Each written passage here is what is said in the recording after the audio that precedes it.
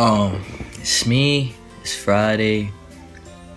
New topic today is about transmen and studs, or studs versus transmen. And all of that. It's like, yeah, I don't know, it's a sensitive topic, so I'm not really gonna talk much, but I'm gonna get my point across. So here it goes.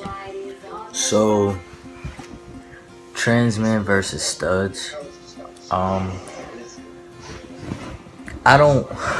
I don't want to say what a trans man is and what a stud is, because everybody has their own definition of the two. So I could say whatever I want to say, but it could be different to you, you know.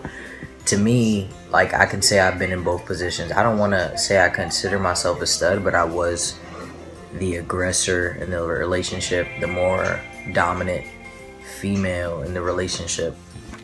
And with that, I don't know how to mute this television. With that, everybody used to call me a stud or AG. Like, there was always so many different words for it. And like, I guess a stud is just the masculine entity in the lesbian relationship. If I could put simple words to it. I don't know, like, everybody has a different view on it, so I can't really say much. And then, you know, a trans man is whatever you as a trans man feel it is. Like, to me, I'm just like any other guy out there, except I started as a female. So there is a huge difference between the two, but there are some studs or lesbian, like aggressive lesbians, who feel that they are men on the inside. And that could also be considered a trans man minus the hormones, which doesn't make any less of a trans man. For example, I don't know if y'all watch that Love and Hip Hop or whatever, but this chick Mimi, the one who was swinging on the shower curtain and shit, doing the sex, she's now with a female who doesn't feel like she's a female, however doesn't feel the need to transition. She is dysphoric about, you know, her top and her bottom, but doesn't feel the need to go on with the hormones and, you know, all that stuff. So they don't consider themselves in a lesbian relationship. They consider it a heterosexual relationship because of how she feels about herself. And like, it's that kind of crosses, I guess,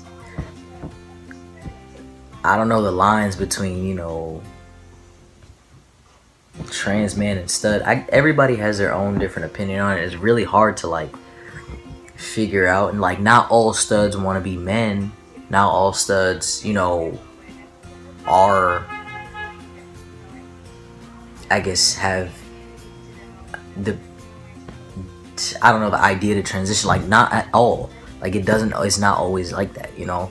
Some people are just naturally more aggressive. Some people are just, you know, more dominant, and there's nothing wrong with that. And then there are people who, like us, you know, go through the full transition because they are naturally uncomfortable with who they are, and they feel like they were born in the wrong body. Like, it's a touchy topic, and a lot of people get offended by it. And I actually see the comments on like some of my brother's videos, and people are like really twisted, like they're twisting everybody's ideas up. But that's just because, like, everybody has a different opinion. That's it. Like, there's certain topics that I don't really touch too hard because everybody has their own opinion on it, and negative reactions usually are the result of saying something the wrong way, or somebody disagreeing with what it is that you have to say. So on the topic of on the topic of trans men versus studs, or studs versus trans men, it's all up to the person who is identifying as either of the two. It's up to their discretion and their opinion. That's it. I can't really say much, but yeah, I'm gonna get back to watching Love and Hip Hop because these are crazy. These girls are ratchet, and I love it.